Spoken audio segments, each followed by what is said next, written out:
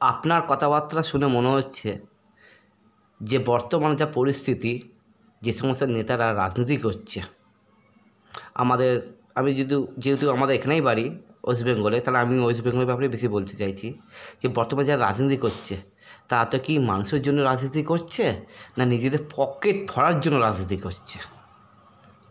দেখুন, খুবই ভালো ধরনের কোশ্চেন আপনি বলেছেন, একদম ঠিক। প্রশ্ন হচ্ছে একটা রাজনীতিবিদের প্রথম কাজটা কি। রাজনীতি কোনো কিন্তু প্রফেশন নয়, এটা আপনাদের বলে রাখি। রাজনীতি কোনো প্রফেশনাল জায়গা নয় যেখানে আসলেন চাকরি করবে, এখানে কিছু পেমেন্ট পাবেন বা ধান্দাবাজি করবেন। রাজনীতির ম্যাটারটা টোটালটাই সোশ্যাল সার্ভিস অ্যান্ড স্যাক্রিফিকেশন। সেই নেতাজি সুভাষচন্দ্র বলুন, অরবিন্দ ঘোষ বলুন, তারাও রাজনীতিবিদ ছিলেন। সিআর দাস বলুন, মিস্টার এক্স বলুন, ওয়াই বলুন, যারা সময়, এবং বিসি রয় বলুন, অন্যান্য সমস্ত, ইভেন জ্যোতিবাবু বলুন বা ম্যাডাম মমতাজি বলুন, এনাদের পাস্ট কাহিনী দেখুন, এনারা কি ছিলেন আর এখন কি হচ্ছেন। আমি মেনলি বলছি যে প্রেজেন্টলি যিনি বেঁচে আছেন বা যেসব লিডাররা আজকে রান করছে তাদের কথা বলছি, যে আজকে এনারা কিভাবে চালাচ্ছেন মানুষ উত্তর দিচ্ছে, মানুষ উত্তর দেবে। আর জিতলেই কিন্তু মনে রাখবেন না, মেজরিটি জিতলেই, কারণ সেটা লক্ষ্মীর সিট, যে ওটা লক্ষ্মীর ভাণ্ডার কি মিস্টার এক্সের ভাণ্ডার কি ওয়াইয়ের ভাণ্ডার করে মানুষকে ভুল বোঝানো যায়, কিন্তু মানুষের পেট থেকে, মানুষের মন থেকে না, যেমন বাঘকে বন থেকে তুলে আনা যায়, কিন্তু বাঘের মন থেকে বনকে তোলা যায় না। ঠিক সিমিলারলি আমরা সাধারণ মানুষ যারা, তাদের মন থেকে কিন্তু কোনো পার্টি যতই লক্ষ্মীর ভাণ্ডার দিন, আমরা বুঝতে পারছি একদিকে মারছে আর একদিকে দিচ্ছে, এটা সবাই জানে। প্রশ্নটা হচ্ছে যারা যোগ্য তাদের যেমন চাকরি হারালো, আর যারা চাকরি খেলো তাদের কি গেল, তাদের তো কিছু জানি। তো আমি প্রশ্ন করছি রাজ্যের ঊর্ধ্বতন যেসব অফিসিয়াল আছে, লিডার্স আছে, তাদেরকে প্রশ্ন আমার, আপনি যে প্রশ্ন করছেন মানুষের জন্য কাজ করে কিনা। আপনি পাড়ার ড্রেনগুলো খেয়াল করুন, start from the very beginning. আপনি পাড়ার ড্রেনগুলো দেখবেন এরকমভাবে মশা, অথচ সারাদিকে এসে তারা জিজ্ঞাসা করে জল জমে আছে কিনা। ড্রেনগুলো এত ক্লগড হয়ে আছে, এত ড্রেনগুলো পর্যন্ত পরিষ্কার নেই। কমিশনারদের কাজ কি? কিচ্ছু না করা, শুধুমাত্র দেখা, গাড়িতে চলে যায়। আর এখনকার কমিশনার তো এসে একটা 4 হুইলার চলে আসে, কি ব্যাপারটা কি, টাকাগুলো কোথা থেকে আসে? প্রশ্ন হচ্ছে রাজনীতিতে এরকম ছিল না, একটা সময় এখানেই ছিলেন। এবং আমি দেখেছি অনেক কংগ্রেস ঘরানার রাজনেতাদের, আমি দেখেছি অনেক কমিউনিস্ট ঘরানার রাজনেতাদের, তারা এরকম ধান্দাবাজ ছিলেন না। আমি কোনো পার্টির হয়ে কথা বলছি না, কিন্তু এই জায়গাটা আমি দুটো কথা বলতে চাইছি। একটা রাজনীতিবিদের প্রথম কাজ হচ্ছে মানুষের সেবা করা। আমি জানি রাজনীতিবিদ খুব শক্ত, খুব রাজনীতি করা কিন্তু এত সাধারণ জিনিস নয়, এটা কিন্তু প্রচণ্ড শক্ত। এখানে কোনো আপনি ফিউচার নেই। The way the people think you what you can be, you don't know. আপনি কি হতে পারেন সেটা। আজকে 47 ইয়ার্স কংগ্রেস নেই, তাই বলে কি কংগ্রেসই নেই? আজকে কংগ্রেস পাওয়ারে নেই, কিন্তু কংগ্রেসিরা রয়েছে। আজকে কংগ্রেসের অনেক অ্যালার্ট লোক যারা চাইছে কংগ্রেসকে আবার ফিরিয়ে আনতে, অনেক দিন ধরে কংগ্রেসকে নিয়ে ভাবছে, কারণ সারা ভারতে কংগ্রেস চিন্তা করছে, সারা ভারতে চিন্তা করছে। নাহলে আইআইটি বলুন, আইআইএম বলুন, সমস্ত বড় বড় বই সব কংগ্রেস করেছে। আপনি কেউ তা বলুন তো কংগ্রেসের ছাপ নেই? একটা বাচ্চা যখন পেটে থাকে একজন মায়ের, সেই মায়ের পেটে যে বাচ্চা, তার আইসিডিএস প্রজেক্ট, সেই ডিমটা পায় কি খাবারটা পায়, সেই প্রজেক্টটাও কংগ্রেসের প্রজেক্ট। আইসিডিএস প্রজেক্টগুলো দেখুন। রাইট টু এডুকেশন, আজকে যে বলছে না 5 কিলো করে চাল দিচ্ছে মোদি গভর্নমেন্ট আর মিস্টার এক্স গভর্নমেন্ট, প্রথম কথা তো মোদি গভর্নমেন্ট বলা হচ্ছে না, ওটা বলা হচ্ছে BJP government, BJP run government. তাহলে প্রশ্ন হচ্ছে এটা তো ওনাদের ঘর থেকে দিচ্ছে না, রাইট টু ফুডের মাধ্যমে দেওয়া হয়। রাইট টু ফুডটা কে এনেছিল? কংগ্রেস। রাইট টু এডুকেশন, বিনা বেতনে অবৈতনিক যে পড়াশোনার সুবিধাটা 6 থেকে 14 বছর পর্যন্ত বাচ্চা ছেলে মেয়ে সারা ভারতবর্ষ জুড়ে, সেটাও কংগ্রেস। তাহলে করলেন কি? কংগ্রেসের 32খানা প্রজেক্টকে ঘুরিয়ে দিয়েছেন এনারা। ওনারা বলছেন না, সৎ সাহস থাকলে বলুন, আমি প্রত্যেকটা প্রজেক্ট বলে দেবো। 1975 আইসিডিএস, তারপরে আপনার ইন্দিরা আবাস যোজনা 1985 প্রজেক্ট, এবং পরবর্তীতে এই যে অটল পেনশন যোজনা, এটাও কংগ্রেসের প্রজেক্ট। ওদের নাম চেঞ্জ করে দিয়েছে। তাহলে করলো কি এনারা? যত ড্যাম দেখছেন বড় বড়, যত বড় বড় প্রজেক্ট দেখছেন, সবই তো কংগ্রেস করেছে। সেই ইসরোই হোক, কি স্পেস অর্গানাইজেশনের যে মুভমেন্টগুলো হোক, কি ফার্স্ট অ্যাটম বোম ব্লাস্ট হোক, এবং সবচেয়ে বড় সবুজ বিপ্লব, এই চাষি বা কৃষক সম্প্রদায়কে নিয়ে কথা বলতো। আজকে এরা যা শুরু করেছে, আপনি দেখুন। আমি এটা ন্যাশনাল অ্যাসপেক্টে আসি। কৃষি বিল, এটা জনসাধারণের কাজ করে। আপনি এটা প্রশ্ন করলেন না, এটা কি মানুষের কাজ করে না? এক্স্যাক্টলি মানুষের কাজ করছে না। তাই মানুষকে বোঝা উচিত দুটোই ভাঁওতাবাজ। আজকে ভারতের পলিটিক্সটাকে এত নিম্নমানে করে দেওয়া হয়েছে। এক হচ্ছে ওখানকার বিজেপি, আর এখানকার লোকাল পার্টি তৃণমূলজি। এরা কি, এটা দেখুন, কৃষি বিলের কোনো অপোজিশন এরা করেননি। এই কৃষি বিলে সারা ভারতের সমস্ত কৃষক সম্প্রদায়ের যে এমএসপি পাওয়া উচিত সেগুলি নিয়ে কথা বলা হয়েছিল। অগ্নিবীর, কংগ্রেসের টাইমে কিন্তু অগ্নিবীর বলে কিছু ছিল না, 4 বছরের জন্য চাকরি দেবে, লিটিল সাম অ্যামাউন্ট দেওয়া হবে, তারপরে তার নোটবন্দি, এরা সবসময় মানুষেরকে পেটে লাথি মারার চেষ্টা করেছে। যেদিন থেকে 2011 এবং 2014 পর থেকে ভারতবর্ষের পলিটিক্সটা অন্যদিকে ঘুরতে শুরু করে দিয়েছে। তার কারণ এই নোটবন্দি, এই নোটবন্দিকে কত লোক মারা গেছে তাদের সম্বন্ধে কোনো কথা হয়নি, কোনো কেস হয়নি। তাছাড়া দেখুন অগ্নিবীর বিভিন্ন বিল আনছে, এই যে লাস্টে দেখলেন ওয়াকফ বিল, দেবত্ব সম্পত্তি ইসলামিক ফেলোদের, তা সেটাকেও নিয়ে যাওয়ার চেষ্টা করছে। তাহলে এরা প্রতিদিন মানুষকে হ্যারাপ করবে আর বলবে রামজি রামজি রামজি, ওই রকম রাম বিশ্বাস করে না, মোদির বানানো ব্র্যান্ড বা রাম। আমি বারবার বলছি জয় শ্রীরাম কথাটা নয়, কথাটা জয় শ্রীরাম। সারা ভারত ঘোরা আমার, সেই ভারত ঘোরার বিভিন্ন কার্যসূত্রে সেখানে আমি গিয়ে দেখেছি কোথাও গিয়ে বলে না জয় শ্রীরাম। এটা কিন্তু বিজেপি পার্টির উদ্ভূত একটা নতুন ব্র্যান্ড ইমেজ। এবং দুঃখ লাগছে আজকে পুজোর মন্দির ওরা হাইজ্যাক করছে, মন্দিরকেও হাইজ্যাক করেছে হিন্দু ধর্মকে। এরকম করলে হয় না। এটা আমি বলছি না, নেতাজি সুভাষচন্দ্র বোস 1940 14ই মে 7 নম্বর পাতায় আনন্দবাজারে চলে যান, ওখানে লিখেছেন নেতাজি সুভাষচন্দ্র বোস বলেছিলেন যারা হিন্দু ধর্মের ত্রিশূল এবং গেরুয়া বস্ত্র নিয়ে রাজনীতির অঙ্গনে নেমেছে তাদেরকে আপনারা চিরতরে সরিয়ে ফেলুন, নাহলে এরা কাল হয়ে দাঁড়াবে। আজকে নেতাজিকে যদি মানেন তাহলে এদেরকে মানতে পারেন না, বিজেপি অ্যান্ড অ্যালাইড পার্টিকে কোনোদিনও মানতে পারেন না। কারণ তিনি ছিল সেই সম্প্রীতি, সেই ভাইচারা। এটা ভারতের হিন্দুদের দেশ, এটা মুসলিমদের দেশ, এটা খ্রিস্টানদের দেশ, পার্সিদের দেশ, জৈনদের দেশ। এটা কোনো লোকের ব্যক্তিগত শোনা, যে যার মতো মন্তব্য করে যাবে, যে যার মতো কাজ করে যাবেন। এটা সকলের দেশ, এই জন্য এটা সেকুলার। এটা কোনো ইসলামিক কান্ট্রি নয়, এটা কোনো হিন্দু কান্ট্রি নয়, এটা কোনো খ্রিশ্চান কান্ট্রি নয়। আজকে প্রোগ্রেসিভ সাধারণ মানুষের কি এইটুকুনি বুদ্ধি আসে না? যখন রক্তের দরকার হয় তখন তারা মুসলিম ভাইও রক্ত দেয়, যখন কিডনির দরকার হয় মানুষ তো এমন একটা জাত না যে কুকুর, মানুষ তো ধর্মের তো দূরের কথা, কুকুরের কিডনিটা লাগলেও কুকুরের কিডনিটা নিজের বডিতে লাগিয়ে ফেলবে। মানুষ এই জায়গাগুলো ভুলে যাচ্ছে। যখন কোনো ওষুধ তৈরি হয় ওটা কোনো খ্রিশ্চান বা কোনো মুসলিম ভাই বা কোনো হিন্দু ভাই বানাচ্ছে, তাদেরকে তাহলে ওষুধ খাচ্ছেন কেন? আর যখন পড়ছেন, যখন পড়াশোনা করছেন, যে নলেজগুলো, যে বিভিন্ন থিওরিগুলো পড়ছেন, সেটা Isaac Newton is a Christian. Jews, Einstein is equal to mc square formula when the c is the light speed in the vacuum. তাহলে আজকে হি ইজ এ জিউস। তাহলে অন্য ধর্মের সময় আমরা সব কিছু নেব আর ধান্দাবাজি ভোটিংয়ের সময় খালি হিন্দু ধর্ম করবো, এরকম রাজনীতি আমরা শিখিনি। এরকম রাজনীতি কংগ্রেস করে না, এরকম রাজনীতি জানে কংগ্রেস, এটা রাজনীতি জানে। আর কংগ্রেস জানে এটা 5000 বছর পুরনো হিন্দুত্বের ঠেকা বিজেপি নিয়ে রাখেনি। আর না, ওরা কিছু জানে, যদি জানতো তাহলে এই নোংরামি করলো। কারণ একটা মনে রাখবে, হিন্দুইজমের সাথে কতগুলো জানতে হবে। আমার জানা নেই কতজন লোক আমরা উপনিষদ পড়ি। সপ্তমৈব জয়তে কথাটা মুন্ডক উপনিষদ থেকে এসেছিল। আমরা কতজন লোক ঋগ্বেদ, সামবেদ, যজুর্বেদ, অথর্ববেদগুলো পড়ি। আমরা কতজন লোক পুরাণ পড়ি, কত লোক স্মৃতি পড়ি। হিন্দুইজমকে জানতে গেলে অনেক পড়াশোনা করতে হবে। It is a great philosophy. আজকে এদের ধরনের ছড়ানো হিন্দুইজমটা অ্যাকচুয়ালি বিষ। এদের ছড়ানো একটা হিন্দুইজম একটা নোংরামি। এটা কিন্তু নেতাজি সুভাষচন্দ্র বসু বলেছিল শ্যামাপ্রসাদ মুখোপাধ্যায় একটা মিটিংয়ে, যে ঝাড়খণ্ডের মিটিংয়ে, ঝাড়গ্রামের মিটিংয়ে শ্যামাপ্রসাদ বাবুর ওপর তখন কিন্তু অসুবিধা পড়েছিলেন।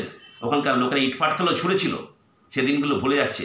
তাই বলছি শুনুন, ভারতবর্ষের সম্প্রীতি বজায় রাখার জন্য, ভারতবর্ষের সাধারণ মানুষের কাজের জন্য, আপনি প্রশ্নটা করেছেন সাধারণ মানুষের জন্য, সাধারণ মানুষের যদি কাজ করতেন তাহলে এরকম বিভাজন শুরু করতেন না। কংগ্রেস কনক্লুসিভ একটা সামেটিভ ওয়েতে চলে। কংগ্রেস কোনো কারোর বিভাজন করতে আসেনি। এদের জন্মটাই তো বিভাজন। এটা তো ব্রিটিশের দালাল। ব্রিটিশের দালাল আবার রাষ্ট্রভক্তি কি শেখাবে? ইতিহাসগুলো দেখুন না, মুসলেখা দিয়েছে সাভারকার জি কটা। আর একটা ভালো কথা আপনাদের বলে দিই, আপনারা তো সব সোশ্যাল মিডিয়া দেখেন, গ্লোক এআইকে জিজ্ঞাসা করুন। এই যে নেহরুজি 3259 দিন জেলে ছিলেন, মানে টোটাল ডেস, নাম্বার অফ ডেস। আমাদের নেতাজিজিও ছিলেন প্রায় 4 বছরের উপরে। তাহলে আমার প্রশ্ন হচ্ছে এরা কিসের জন্য ছিলেন? তার নেতাজির মেয়ে অনিতা পাফেজি বলে দিয়েছে আজকে রাজনীতিকরণ যেভাবে করা হচ্ছে সেটা ভারতের দুর্ভাগ্য। কিন্তু এই যে যতগুলো বানর সেনা আছে না, বানর সেনা যেটা বানাচ্ছে, এরা আদৌ রাজনীতি বোঝে কিনা আমার ডাউট আছে। বানর সেনা বলতে কারা?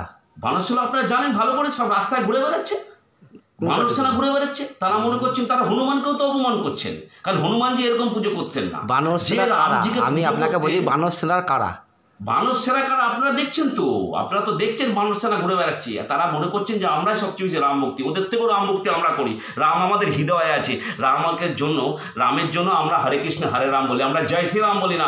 এটা চৈতন্য দেবের জায়গা, এটা অরবিন্দর জায়গা, এটা রাজা রামমোহনের জায়গা, এটা নেতাজির জায়গা, এটা রবীন্দ্রনাথ ঠাকুরের জায়গা, নমস্য সমস্ত এবং বিদ্যাসাগরের জায়গা, এবং মোল্লারা আমাদের যত মুসলিম ভদ্রলোক আছেন, মানে বড় বড়, আমি ভারতের ন্যাশনাল পার্সপেক্টিভ মৌলানা আবুল কালাম কালাম আজাদ জি আছেন, এটা এই দেশটা কিন্তু আব্দুল কালাম জি এসেছেন, এই দেশে কিন্তু অনেক বড় বড় বিজেপি বলছে ভারতবর্ষ অখণ্ড দেশ তৈরি করবে এবং হিন্দুস্তান গঠন করবে, এই ব্যাপারে আপনার প্রথম কথা বিজেপি হয়তো জানা নেই যে বেসিক স্ট্রাকচার কাকে বলে। পিএমএলএ পড়ার পরে বিজেপি অনেক কিছুই বলতে পারে, আমি জানি না এরকম মন্তব্য কোথায় করেছেন। প্রশ্ন হচ্ছে ভারতের বেসিক স্ট্রাকচারগুলো চেঞ্জ করা যায় না, এটা লিগাল পয়েন্ট অফ ভিউ। আর উনি বললেই তো লাফানো যায় না। মাত্র 30 থেকে 35% ভোট নিয়ে যদি মনে করেন পুরো ভারতবর্ষটাকে চেঞ্জ করবেন, কিন্তু মনে হচ্ছে আমি এটাও বার্তা দিতে চাচ্ছি, ইসলামিক লোকদেরও যেমন উগ্র ইসলামিজম করা দেওয়া উচিত নয়, আমি হিন্দু লোকদেরও অনুরোধ করছি এই উগ্র হিন্দুত্ববাদে বিশ্বাস করবেন না, নোংরামিটা আনবেন না। এরকম ধর্ম বিবেকানন্দজি শেখাননি। বিবেকানন্দ সহানুভূতিশীল, সকলের প্রতি হেল্পফুল এবং সকল ধর্মের প্রতি সহানুভূতি, এটা শিখিয়েছিলেন। আমাদের হিন্দুইজম এটাই বলে। আপনি যদি উপনিষদ পড়েন, এটা বাসুদেবম কুটুম্বকম আপনারা যদি পড়েন, এটা জানবেন সর্বধর্ম সমন্বয়ে আমাদের দেশ। এই দেশের মজাই আলাদা, এই দেশকে আগে এইটাই বুঝতে হবে। আপনাকে কোশ্চেন করলাম যে বিজেপি গভর্নমেন্ট বলছে এটা হিন্দুস্তান রাষ্ট্র গঠন, আপনাকে সেটাই বলছি, আমি তার উত্তরই তো বলছি। বিজেপি বললেই তো হলো না, আমরা যে দেশে বাস করি সেটা বাসুদেবম কুটুম্বকম, এই কথাগুলো জানতে হবে আপনাকে। অর্থাৎ কি, এই দেশটাই সত্যমেব জয়তে কথাগুলো কেন বলছে, সত্য ইজ দ্য আলটিমেট থাক। আমি যে রিলিজিয়ানে আপনার কাছে ধর্ম বড় হতে পারে, কথা বলি, পৃথিবীতে কোনো ধর্মের লোক এরকম নেই যার কোনো অসুখ বিসুখ হয়নি। কোন ধর্মের লোকরা একেবারে খুব আনন্দে আছে? প্রত্যেকটা ধর্মেই ব্যথা আছে, প্রত্যেকটা ধর্মের সম্প্রদায়ের লোকেদেরই ব্যথা আছে। আর more than there are 4300 religions and faiths and denomination are there. গুগলটা খুলুন না, পৃথিবীতে তো 4300টার বেশি ধর্ম আছে, বা ফেথ আছে, বা ডিনোমিনেশন আছে, এবং there are the people, the person agnostic, যারা ভগবানের উপর পুরোপুরি বিশ্বাস করতে পারে, অ্যাথিস্ট আছে কিন্তু। তাহলে এদের সংখ্যাও কিন্তু কম নয়, মাত্র 12টা রিলিজিয়ান বড়, মানে অধিকাংশ লোক আছে। তার মানে এটা না বাকি রিলিজিয়ান লোকরা কষ্টে ভুগে মরছে, আর আমাদের যত হিন্দু ধর্ম কি ইসলামিক ধর্ম আর খ্রিস্টান ধর্মের লোকদের কোনো কষ্ট নেই। মানুষকে মূর্খ বানাবেন না। আমাদের মনে হচ্ছে বিজেপি মধ্যযুগে না প্রাচীন যুগে ফিরিয়ে দিচ্ছে। মধ্যযুগও কম বললাম, আপনি প্রাচীন যুগের এমন একটা যুগে পাঠাচ্ছে যেখানে আমরা স্টোন এজে চলে যাব। বিজেপি তো কোনোদিন বলছে না যে আমাদের এই প্রোগ্রেস করতে পারি, আমাদের শিল্প করুক, বাণিজ্য করুক, মানুষের পেটের কথা বলুন, ওসব ভাঁওতা মারা কথাবার্তা বলুন। রিলিজিয়ান ইজ জাস্ট লাইক এটা ড্রেসের মতো, খাবারের মতো। আমি কি খাবো কি না খাবো সেটা আমার যেমন ব্যক্তিগত ব্যাপার। একজন বাচ্চা যখন একটা মুসলিম ঘরে জন্ম হয়, সে মুসলিম হয়ে যাচ্ছে। যেন হিন্দু ঘরে যদি হিন্দু হয়েছে বাই বার্থ, কিন্তু মনে রাখবেন তার আছে অপরচুনিটি আছে, তার কাছে চেঞ্জ করার পাওয়ার আছে, তার কাছে ক্ষমতা, তার বিচার শক্তিতে সে যে কোনো ধর্ম করতে পারে, যে কোনো ধর্ম নাও করতে পারে, তার নাও ধর্ম বিশ্বাসী হতে পারে। এবং পৃথিবীর বড় বড় সায়েন্টিস্টরা অনেকে কিন্তু ধর্ম বিশ্বাস করেন না। আমি নাম A to Z বলে দিতে পারি। প্রশ্ন সেটা নয়, প্রশ্ন হচ্ছে যে ধর্ম আছে কি না, এটা আপনার বিশ্বাস। এই বিশ্বাসটা সঠিক কি বেঠিক সেটা আমরা জানি না, কিন্তু এইটুকুনি জানি পৃথিবী ঘুরছে, সূর্যও ঘুরছে, সূর্য ঘোরা সম্বন্ধে বলা হয় না। এটাও জানি যে আমরা যে আকাশগঙ্গা মিল্কি ওয়ে গ্যালাক্সিতে আছে, ট্রিলিয়নস অফ স্টার আছে, এটা নিয়ে পড়াশোনা করুন। আজকে পৃথিবীর অল্টারনেট পৃথিবী কোথায় বানানো যায় এগুলো নিয়ে কথা বলছে না। আমি জানি মানব জাতির উন্নতি সাধনের যা যা হবে সেই সব নিয়ে বলে কংগ্রেস। ওসব আজে বাজে কথা, একটা শুধু ধর্ম সম্পর্কে লাফাবে না, আমাদের ধর্মই ভালো। যদি এই ধারণাই হয়ে থাকে তাহলে ইসলামের লোকরা বলবে ইসলাম ইজ দ্য বেস্ট, আর হিন্দুইজম বলবে Hinduism is the best, Christianity বলবে যে খ্রিস্টানিটি ইজ দ্য বেস্ট। কিন্তু ফাইনাল অথরিটি কি 4300 রিলিজিয়ান কেন এসছে, আমি সেই সব লিডারদের বলছি, এবং রিলিজিয়াস গুরুদের জিজ্ঞাসা করছি কেন বলুন 4300টা ধর্ম বা মত আছে। তাই যত মত তত মত, রামকৃষ্ণদেবের থিওরি চিন্তা করুন যে যত মত বা যত পথ, এটা আপনার বিশ্বাস, আপনি কি খাবেন, আপনি কি জামা প্যান্ট পরবেন, এগুলোর উপর কোনো রকম বাধ্যবাধকতা দেওয়া যায় না। তাই বলছি বিজেপির যদি এই ধরনের ধারণা থাকে তাহলে মনে রাখবেন বিজেপি একমাত্র হিন্দু ধর্মকে সবচেয়ে বেশি কলঙ্কিত করছে। হিন্দু ধর্মের যদি আপনি উপনিষদ পড়ে থাকেন, বেদ পড়ে থাকেন, পুরাণ পড়ে থাকেন, স্মৃতি পড়ে থাকেন, এরকম নোংরামি কোথাও নেই। যে ধর্মের রাজনীতিটা আজকে এরা বলছে একে অপরকে সহ্য করছে না, মানুষের মধ্যে বিভাজন তৈরি করে দিচ্ছে। আর যদি কোনো ইসলামিক লোকের কোনো লিডারও যদি এই ধরনের কথা বলে থাকলে ওই রকম ইসলামকে ইসলামিক লোকেরাই ফলো করবে না। আজকে হিন্দু মেজরিটি হিন্দু বিশ্বাস করে না এদের যে হিন্দুইজম ব্র্যান্ডটা, এই ব্র্যান্ডে হিন্দুত্ববাদী যে পার্টিটা বলে আমরা বিশ্বাস করি না। আর পার্টিটার মধ্যে কোথাও হিন্দু লেখা নেই। এর থেকে বিশ্ব হিন্দু পরিষদ বা ভিএইচপি, বিশ্ব হিন্দু পরিষদ এবং আরও অন্যান্য যে পার্টিগুলো রয়েছে, ওটা আমি এই মুহূর্তে বলে যাচ্ছি। তো এই যে পার্টিগুলোর মধ্যে দেখবেন ডাইরেক্ট হিন্দুইজম কথাটাও লেখা আছে, হিন্দু কথাটাও লেখা আছে। Hindu is a philosophy, religion at the same time is a great philosophy, সবই গ্রেট। তাহলে কি মানুষকে বিজেপি বোকা বানাচ্ছে? তো অবশ্যই এই নেতাদের কাজই তো হচ্ছে আপনাদের মূর্খ বানানো আর বোকা বানানো। তাহলে করে কখনো ধর্মীয় সুশ্রুতি কেন শুনুন, আপনি তো হিন্দু, আমি হিন্দু হই বাই বার্থ হয়েছি, এবার বাই চয়েস আই ক্যান দাদা আদার্স যে সমস্ত যারা বিজেপি পার্টিতে ঘুরে বেড়াচ্ছে এবং যারা গৃহ পতাকা নিয়ে ঘুরে বেড়াচ্ছে, গৃহ পোশাক করে ঘুরে বেড়াচ্ছে, গেরুয়া বস্ত্র পরে ঘুরে বেড়াচ্ছে, তারা বলতে চাইছে যে এটা হিন্দুস্তান গঠন করব।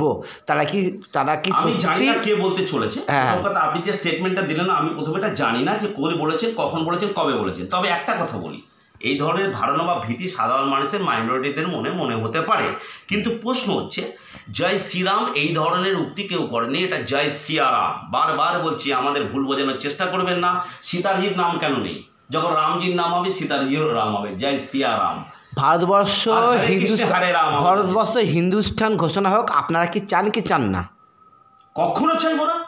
হিন্দুস্থান কেন হলে কি লাভ হবে না? প্রশ্ন দেখুন, আপনি দেখুন, লাভ হবে লোকসান হবে। প্রথম কথা, যেটা আমরা চাই না তার ভিতরে লাভের কি দিয়ে আসছে? ভারতবর্ষ তো এরকমভাবে তৈরি হয়নি। ভারতের ইতিহাসটা দেখুন না, ভারতের ইতিহাসে তো কোনো হিন্দু বলে খ্রিস্টান বলে আজকে যখন যুদ্ধ করতে গেছিল দেশের, এরা কোথায় ছিল? স্বাধীনতা তো ব্রিটিশের দালাল, এরা তো প্রথম কথা ব্রিটিশের সাথে ছিল। আপনি ইতিহাসগুলো দেখুন না, এরা বলে even Shyamaprasad Mukhopadhyay one minute, just don't stop me, just to topic. First of all, they want to say that whether the India is divided or not, that's not the fact. The fact is Bengal must be divided. এই যে শ্যামাপ্রসাদ মুখার্জি, ইনি নিজেও লাস্টে বলে গেছেন যে হিন্দু উগ্রবাদ ছাড়া এরা কিছুই না, এটা হিন্দুত্বের উগ্রবাদ। আমি বারবার বলছি, হিন্দু উগ্রবাদী বা মুসলিম বা ইসলামিক ফেল উগ্রবাদী বা ক্রিশ্চিয়ানিটি যারা উগ্রবাদী যারা হয়, মানে আমি হিন্দু ধর্মের যে ফ্যানাটিজম, ধর্মান্ধতাগুলো বন্ধ করুন। এই বন্ধ না করলে যারা শিক্ষিত ছেলে, আমরা মধ্যযুগে প্রাচীন যুগে ফিরতে চাই না, আমরা মডার্ন যুগে ফিরতে চাই, যেখানে ছেলেমেয়েরা ইআই নিয়ে পড়ছে, যেখানে ছেলেরা স্পেসের কথা বলছে, যারা বলছে আইআইটির কথা, আইএমের কথা, হার্ভার্ডের কথা, বা চায়নার বড় ইনস্টিটিউটের কথা, বা জিউস আজকে যত বড় বড় বৈজ্ঞানিক হচ্ছে, আজকে সুনিতা উইলিয়ামসের কথা বলুন, নমস্য সেই ব্যক্তি সুনিতা উইলিয়ামসের কথা বলুন। এইসব নেতা চোর ছ্যাঁচরদের কথা বলবেন, সময় নষ্ট করছেন ফালতু। থ্যাংক ইউ, নমস্কার।